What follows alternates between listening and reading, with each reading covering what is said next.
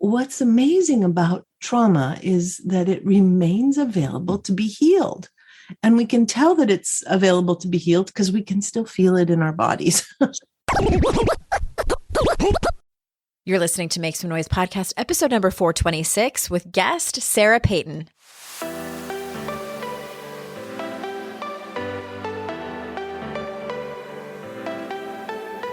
Welcome to Make Some Noise podcast, your guide for strategies, tools, and insight to empower yourself. I'm your host, Andrea Owen, global speaker, entrepreneur, life coach since 2007, and author of 3 books that have been translated into 18 languages and are available in 22 countries.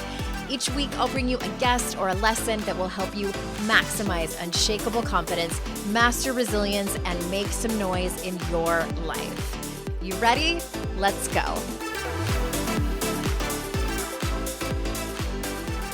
Hello, everyone. Welcome to another episode of the podcast. I am so glad that you're here, and I am still excited about this change that I've made to the podcast, where we are doing themes and talking about specific topics for a period of time. This first one is all about healing. I'm asking the majority of my guests, full disclosure, there was a couple of guests that I recorded their interviews like late in 2021, and I didn't know yet that I was going to ask them all a question. Please forgive. But I'm asking most of the experts that I'm having on this question: how do we heal? There are so many different modalities, so many different paths that we can go down, which I'm so glad, because one thing might work for you, but it might not work for the next person. I have a lot of different experts on talking about these different modalities, and that's no exception with who we have today. Sarah Peyton's on, and I can't wait for you to listen to her voice. She's so soothing and so comforting, and I want her to read me bedtime stories forever, for the rest of my life. But before we jump into that, I wanted to remind you about the retreat that is going to be happening as I'm recording this intro, which is a little bit early because we are most likely going to lose power in the next few days. It legitimately is supposed to be like snowpocalypse. We're getting 8 inches in a day, which is a lot for us. We're not prepared for that. But as of now, I don't have a date yet, but I'm for sure going to host a Daring Way retreat this year. It is going to be in Asheville, North Carolina. And the information page that tells you most of the logistics as well as the price range that it's going to be is at andreaowen.com/retreat. So if you think you might be interested, go ahead and sign up there, because these are the people I'm going to email first when we open up registration. The last couple times I've done this, the first time I did it, it sold out in an hour, and then it's sold out every time after that. So if you think you want to go over and read about it. If it sounds great, sign up. You'll be the first to know. I'm also considering doing a special one just for people in recovery. So you'll just check the box. You'll see that on the little sign up thingamadoodle. And I can't wait. All right, let me tell you about Sarah. Oh, I can't wait for you guys to hear. I wish I could just dump all the podcast episodes at the same time, because they're all so good. They're all so good. All right. Sarah Peyton, author, constellations facilitator, certified nonviolent communication trainer, and neuroscience educator, integrates constellations, brain science, and the use of resonant language to heal trauma with exquisite and warm gentleness. She teaches and lectures internationally and is the author of the Your Resonant Self books on the relational neuroscience of making your brain a good place to live. Her 3rd book, Affirmations for Turbulent Times, is now available. So without further ado, here is Sarah. Sarah, thank you so much for being here today. Andrea, what a pleasure. I am so excited to talk to you. I am lucky enough to be kind of batching these interviews. And so I've been spending the entire day talking. I'm probably going to need a nap or go to bed very early from these big conversations about just deeper work. And I would love to start by asking you, like, I always just kind of dive into the deep end. I'm always curious about how people came to this work. Like, did you always know you wanted to do this, like from a young age, or did you kind of stumble upon it? How did you get here? It was really, there's a bit of a sadness to this story, but there's also some beauty to this story.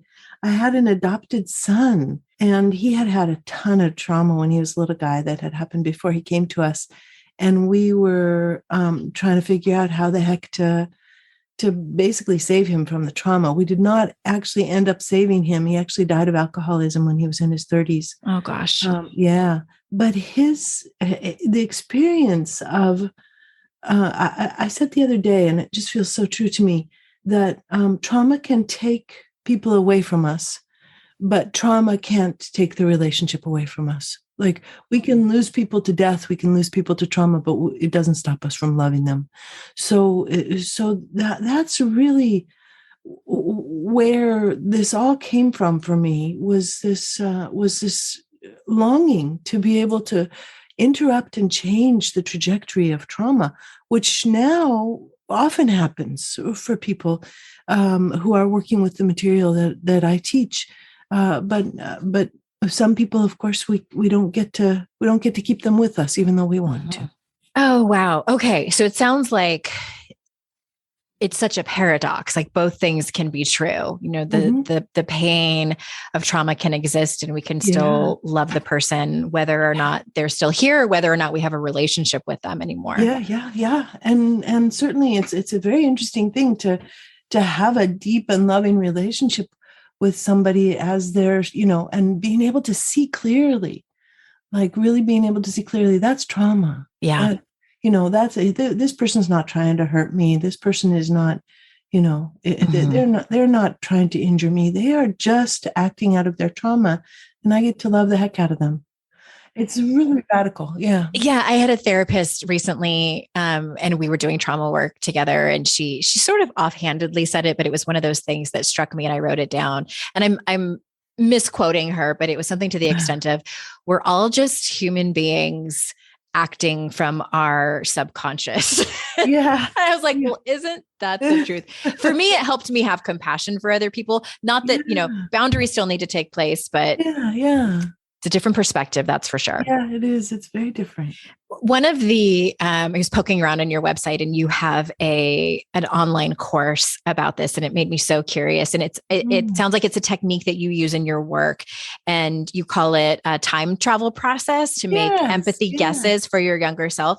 So can you talk to us about what is that approach like, and how can it be used to help someone work through kind of generational trauma? Yeah, such beautiful questions. What's amazing about trauma is that it remains available to be healed.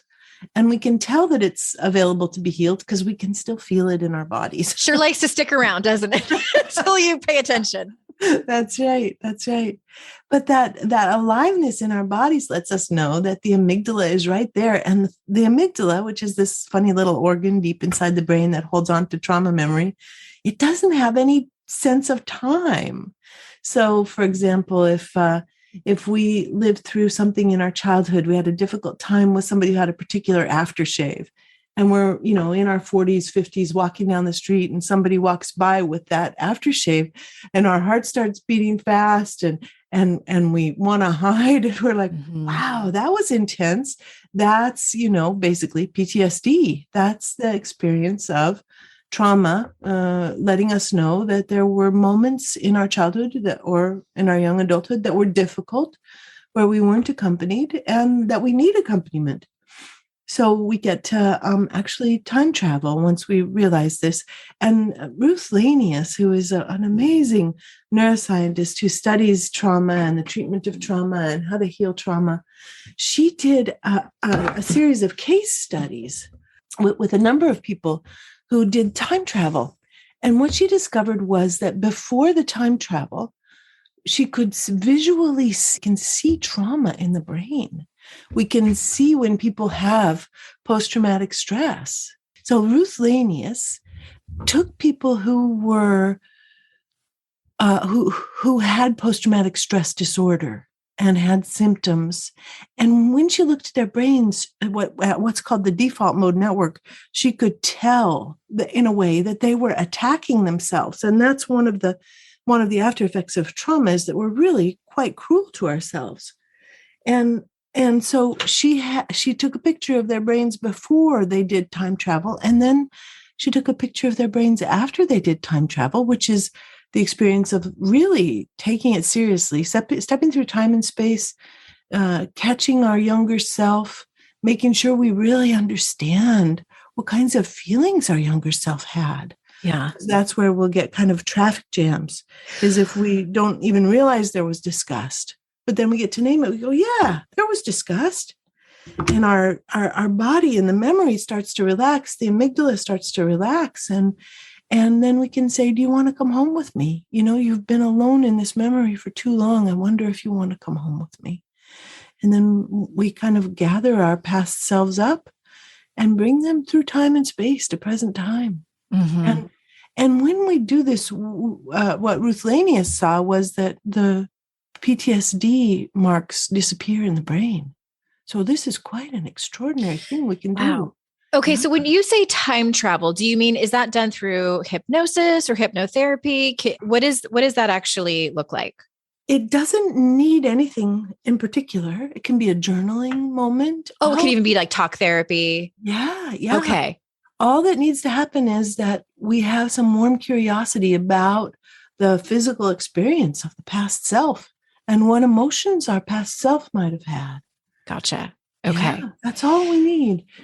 And it works great people do it in hypnotherapy all the time, and it's wonderful. People do it with EMDR, and it's wonderful.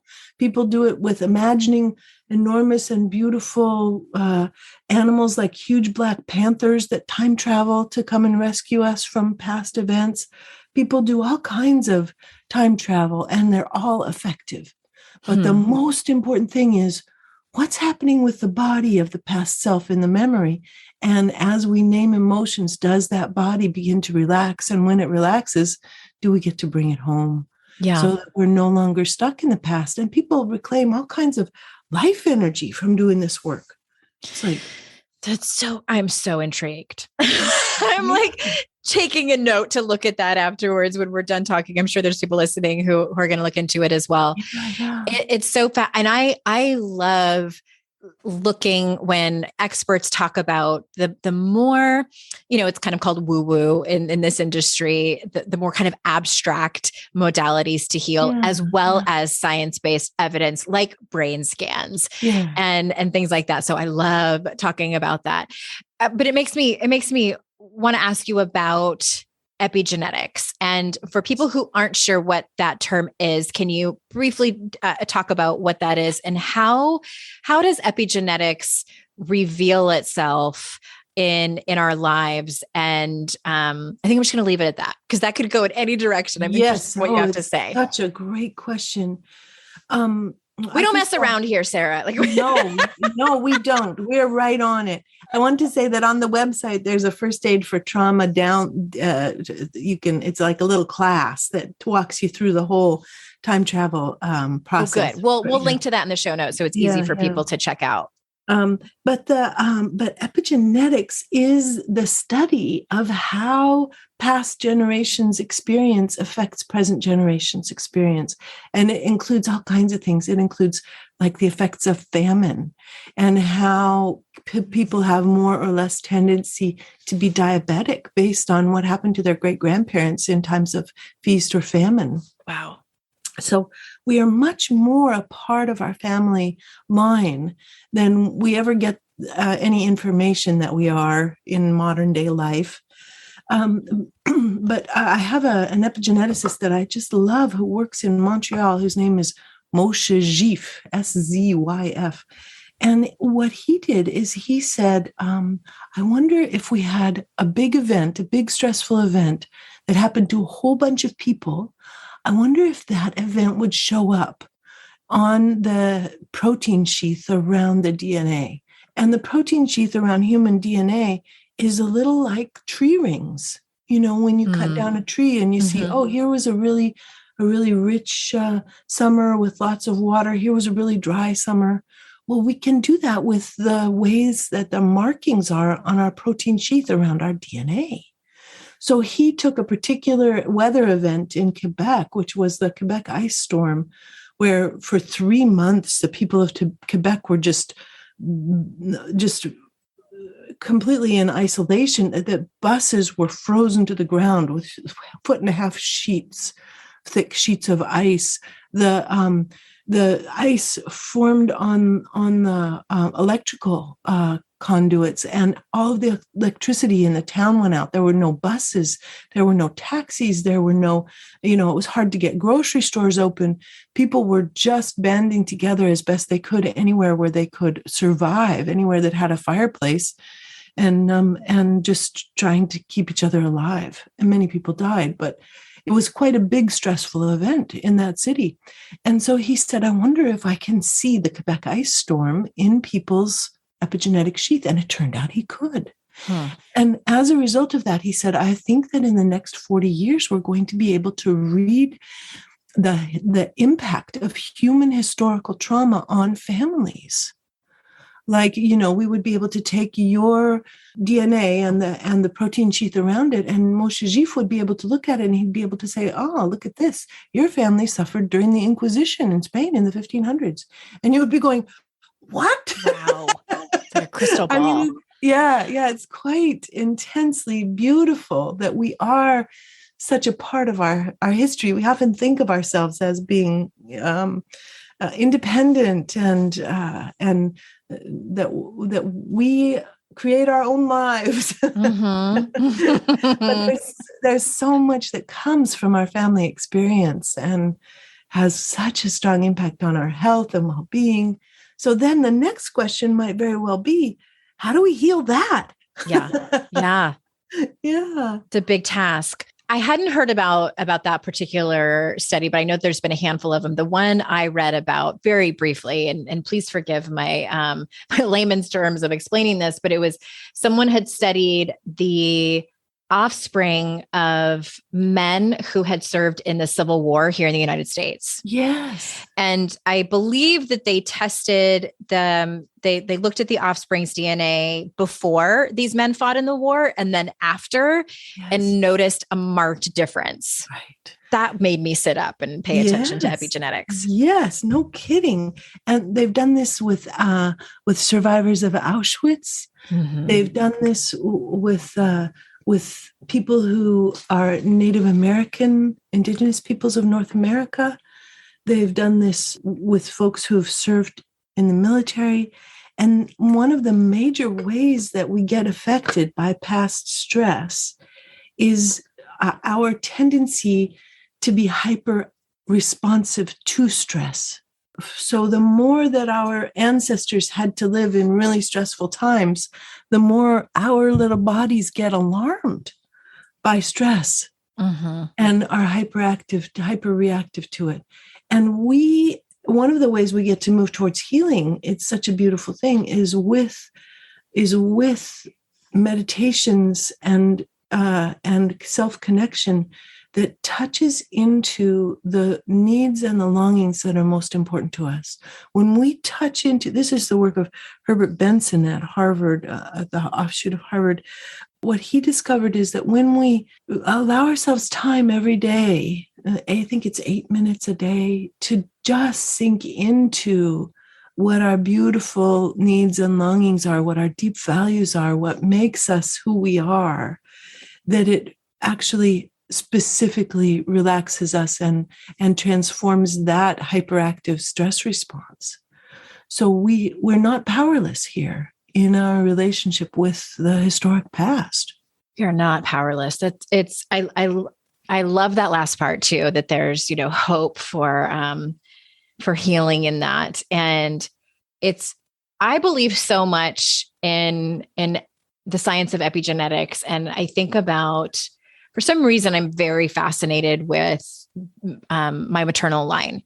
It fascinates me to no end that for how many thousands of years that these women who knows what they have survived long enough through childbirth to bear a daughter for so many generations. And then what's also very interesting is when I learned many years ago that the egg that made me was existing in my maternal grandmother, who is a woman who I never got a chance to meet. She passed away about 12 years before I was born. And I've just heard stories, she had 11 children, one of which was hit by a drunk driver. He was 7 years old and she had to grieve that loss. She also had a child, pass away of SIDS. And I think about that, that I mean, you can't tell me that doesn't, in at least some way, carry through in our DNA. Right. And, my mom had an awful, it's 2 or so years before I was born. There was if anyone's probably my age, you might have heard about the Dalkin Shield lawsuit. It was an IUD that was like the newest and best birth control, and it failed miserably many women.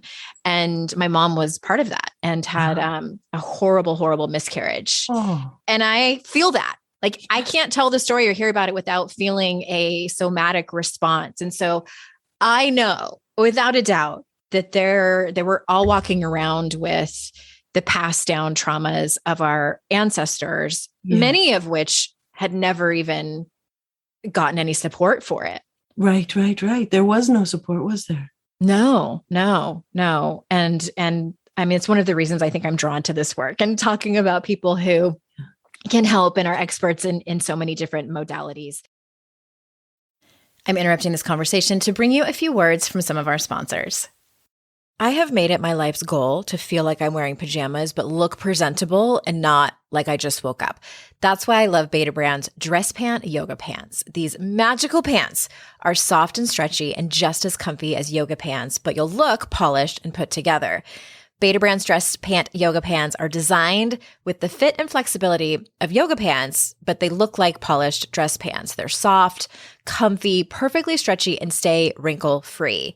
Choose from dozens of colors, patterns, cuts, and styles. I have the straight leg 2-pocket dress yoga pants in black, and they go with literally everything. You can dress them up or down. Women love these dress pant yoga pants because they fit so well. Whether you're sitting at a desk for 8 hours, bending and moving all day, I don't know, maybe you're an acrobat or running all over town. There's no digging, pulling, or squeezing. They move with you, so you look good and feel great all day. And if you think that all sounds great, there's more, because they have pockets. They are machine washable. Yoga denim. Yoga denim. That's right. Looks like denim, feels like heavenly comfort. And right now, get 30% off your Beta Brand order when you go to betabrand.com/noise. That's BETA brand.com/noise for 30% off your order. Make sure to use our special URL because it supports the show. Thank you very much. Find out why women are buying 5 different pairs of these pants. Go to betabrand.com/noise for 30% off. You all know how I feel about pleasure, right? And making sure you have more of it. If you're thinking about making a resolution for 2022, instead of depriving yourself, why not focus on providing for yourself? With Dipsea, you can focus on giving yourself pleasure, which is a habit you'll want to keep all year. So Dipsea Stories is an app that is full of sexy audio stories, and now they even have brand new written stories. No matter who you are or what turns you on, Dipsea helps bring the stories to life anytime, anywhere. Just close your eyes and let yourself get lost in a world where only good things happen and pleasure is your only priority. How wonderful. Explore your fantasies in a safe, shame-free way. And they also have wellness sessions to help you wind down and explore, and sleep sessions to help you drift off. I absolutely love this app. I use it often. And for listeners of the show, Dipsea is offering an extended 30-day free trial when you go to dipseastories.com/kickass. That's 30 days of full access for free, $0 when you go to dipseastories.com/kickass. That's dipseastories.com/kickass. All right, so this season's theme on the podcast is digging into that question, how do we heal ourselves, right? And we're hearing from different therapists and psychologists about all sorts of different topics as they pertain to therapy and healing yourself. So if you're feeling the nudge to get support here, BetterHelp will assess your needs and match you with your own licensed professional therapist. It's not a crisis line. It's not self-help. It is professional counseling done securely online. You'll get timely and thoughtful responses. Plus, you can schedule weekly video or phone sessions if you'd rather do that. BetterHelp is committed to facilitating great therapeutic matches, so they make it easy and free to change counselors if needed, and their service is available worldwide. One of the many things that I love about BetterHelp is that you can find the particular expertise you need online. You don't have to limit yourself to the counselors located near you. So if you've heard about something here on the show, whether it's CBT or internal family systems, IFS, and there's not anyone around you locally that can do it, BetterHelp might be a really great alternative. I want you to start living a happier life today. And as a listener, you'll get 10% off your first month by visiting our sponsor at betterhelp.com/kickass. Join over 1 million people who have taken charge of their mental health. Again, that's BetterHelp, HELP.com/kickass. And if you ever need to know any of the sponsors or the keywords, discount codes, you can head over to AndreaOwen.com/sponsors, and they're all there. I want to switch gears for a minute here because the topic around attachment styles is sort of like the topic du jour, which I love. It's all over social media, if you didn't know, but I think it's great, people kind of seeing themselves in different attachment styles. So can you talk to us about what is a disorganized attachment style? Oh, this is wonderful stuff. So it turns out that the way that our parents were raised and the way that they treat themselves and the way that they talk to themselves and the way that they talk about their childhood shows up both in their language and in the way that they treat us. For example, if somebody had a traumatic childhood, then when they talk about their childhood, their grammar is disrupted. They might say, "Oh, my father hit a car there, drove over my broken legs." It's just like the very capacity to create grammar is changed by trauma. And the way that a person can be with their children is changed by trauma. So the disorganized attachment is the transmission over time of experiences of trauma in the very closest relationships that we have, our attachment relationships, and the ways that trauma makes people unpredictable, and then how we internalize that and then expect that. So if my dad had disorganized attachment, then there were ways that he was unpredictable in relationship with me that I then carry through into my relationship with my child, where I'm unpredictable in the same way, sudden rages or dissociation or a sudden complete, almost dissociation, like a complete disappearance, a stopping answering questions, all of these things that parents do habitually can leave a mark on us. Mm-hmm. And the most profound one, I often have people do this in classes for disorganized attachment, is if a child is distressed and the mother smiles at the child or looks puzzled that the child is distressed, this is a key precursor to later disorganized attachment. It's like there's some way that as mammals, we need to be understood. And when we're not understood or our distress is not understood, then what happens is we get disrupted in very foundational ways that are profound and strangely huge for such a little thing as a mom looking at us in disbelief or incomprehension when we're crying. Isn't that a strange thing that they've discovered? I am having so many aha moments when you're saying that. I don't have a response because I was listening so intently. Wow. But my short answer is yes. Yes, it's so fascinating. And the one thing that kind of popped up for me is I had a thought that, and I don't know how right or wrong or whatever this is, but it sounds like human mammals, we want to be seen in our humanity, even as very young children. Yes, we need to make sense to each other. Yes. And the beautiful research about disorganized attachment and traumatic attachment, the same thing, is that grandparents can be very strong remedies for disorganized attachment. So if we know, for example, that there's a lot of trauma happening in our grandchild's life in relationship with their parent, the more stable, present, responsive, warm we are, we don't have to save the child. We don't have to get the child out of the difficult situation.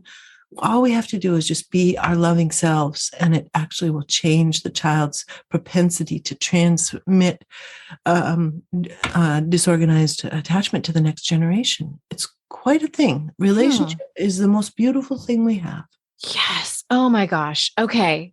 Okay. Switching gears again, because there's so many different topics I want to ask you about. In your opinion, what do you think stops us from easy self-expression? Well, often I think we're stopped from self-expression by both past experiences of trauma where we were ridiculed or humiliated, or by promises we made ourselves not to express, often in order to keep from being humiliated or ridiculed. Expression and shame are hugely linked for humans.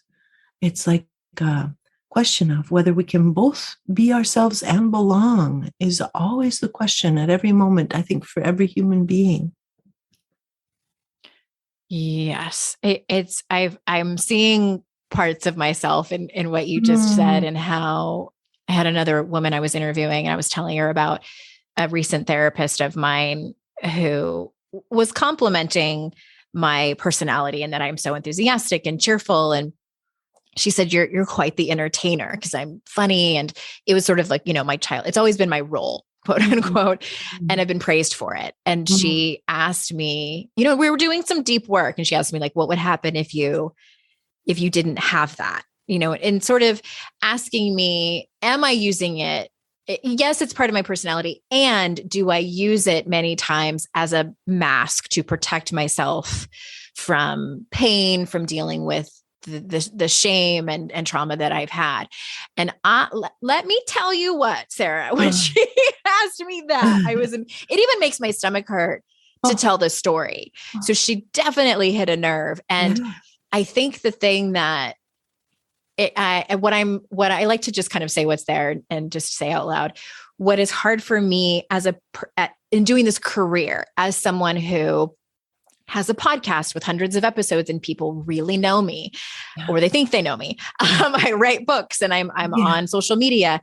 I think the thing that I struggle with is, in forms of self-expression, is showing people all the sides of me. It's almost like a peacock where there's so many different facets of humans, of all humans. And I worry, I still have this worry, like this voice that says, do not show people the most broken parts of you, because they will go away. Yeah. And that's actually what happens in attachment. That takes us right back to attachment. There are all kinds of sort of little workarounds for our children having emotions that are part of attachment styles and attachment patterns.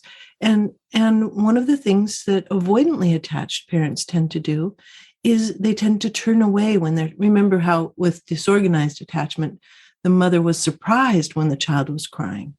In avoidant attachment, the mother just turns away when the child is crying. Yeah, that was my experience. Yeah. And also when the child is joyful, the parent turns away. It's like, that's not the important stuff. The important stuff is getting things done. That's the avoidant attachment motto, is get things done. Feelings don't solve problems. That's right. That's right. Yeah. Family motto. I love that as a motto for avoidant attachment. If we have an idea like you have, that we should not reveal either the depths of our sorrow or shame or the heights of our ecstasy or joy, we're probably doing this on very good historical evidence that our mothers actually did turn away from those kinds of emotions. Our bodies know it. It's a truth. And we get to that's one of the things we get to do with the unconscious contract process, which is book 2, the Your Resonant Self Workbook. It's all about these unconscious contracts we make with ourselves, because attachment's all well and good, but what the heck do we do with it now? Yeah. Like, we don't want to necessarily hide our sorrow if we're doing podcasts, because sorrow is of huge importance and everybody shares sorrow. And there are ways to talk about it that invite people into mourning and let the world heal. So it's of huge importance. So maybe this is a contract we want to let go of, to some extent, or partly let go of. I love that. Thank you. And I think, now that I think about it, my father passed away in 2016. I brought people with me. I turned on the microphone and talked about my grief. He was the first person I lost through death that I was that close to. I hadn't lost anyone before him. And so I don't even remember those podcast episodes. It was several years ago, but I was crying. I remember. Yeah. But I'm sure it was immensely healing for your people. The listeners. Mm-hmm. Yeah. I did get some feedback that people were grateful who had either recently lost a parent or even years before lost a parent who were saying that they felt truly seen. I just love the sound of your voice. So I'm sure I'm not the first person that's told you that. You have I just want to acknowledge like how soothing and comforting. And I mean, you could be reading your grocery list to us and I would feel nurtured and held. So thank you for that. And we are for sure going to put the links in the show notes to your programs and your book. I know that you have Your Resonant Self. Is there more than one book, or is it? Just, there are three. There are three. There's the Your Resonant Self book, and there's the Your Resonant Self workbook for those who are interested in those contracts. And there's also a book of affirmations. Yes, affirmations for turbulent times. Correct. Okay. Yeah, exactly. Yes, we'll link to that. I'm asking all of the guests as we're on this theme around healing, and in your opinion, can you tell us?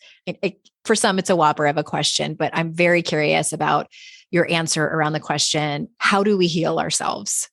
With warmth and warm curiosity, and by turning toward ourselves, which sounds like it might be simple, but is not at all simple, because it's never really modeled. We don't see some public figure who suddenly makes a mistake and goes, "Oh, dang, Dan, are you sad that you just..." God, can you imagine the uproar? So it's not modeled, but we need to learn it because it heals us. Yeah, the turning towards the self. Oh my gosh. Thank you so much for your time today. And I know that people have gotten so much out of this. And do you have, I want people to know, because I know that they're going to want to know, do you have any programs that are starting soon? Should everyone just go to your website? Do you have anything that you want to? Yes. Well, we have two things that started last week that are just very, very easy to join. One is in a daily affirmations lab. Well, it's not daily, but it's weekly. A little moment of doing affirmations before the beginning of the day, once or twice a week. And then we're also doing a wonderful class on the shadow and what happens when we look at pettiness or contempt with these eyes of resonance. How do we begin to change ourselves and change the world? So those two things are happening. And then in March, the free Resonance Summit is coming up. So sign up for the mailing list, and then you'll be able to hear people like Daniel Siegel and the woman who developed emotionally focused therapy, Sue Johnston, and able to hear many people who practice the time travel. It's all very, very cool and fun and healing. Oh, that sounds amazing. Okay, we'll have those links in the show notes.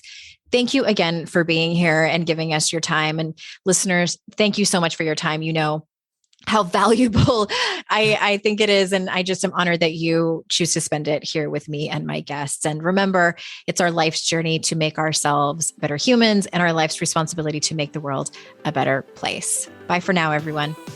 Hi there. Swinging back by to say one more thing. You know how I'm always giving advice over here on the show and on social media, and a couple of those things is that I'm always telling you to ask for what you want, be clear about it, and also ask for help. So I am taking a dose of my own medicine, and I'm going to do that right now. It would be the absolute best and mean the world to me if you reviewed and subscribed to this show, Make Some Noise podcast, on whatever podcast platform of your choice. And even more importantly, it would matter so much if you shared this show. Sharing the show is one of the few ways the podcast can grow, and that also gives more women an opportunity to make some noise in their lives. You can do that by taking a screenshot when you're listening on your phone and sharing it in your Instagram or Facebook stories. If you're on Instagram, you can tag me at @HeyAndreaOwen, and I try my best to always re-share those and give you a quick thank you DM. And also you can tell your friends and family about it. Tell them what you learned, tell them a really awesome guest that you found on the show that you started following. Whatever it is, I appreciate so much you sharing about this show.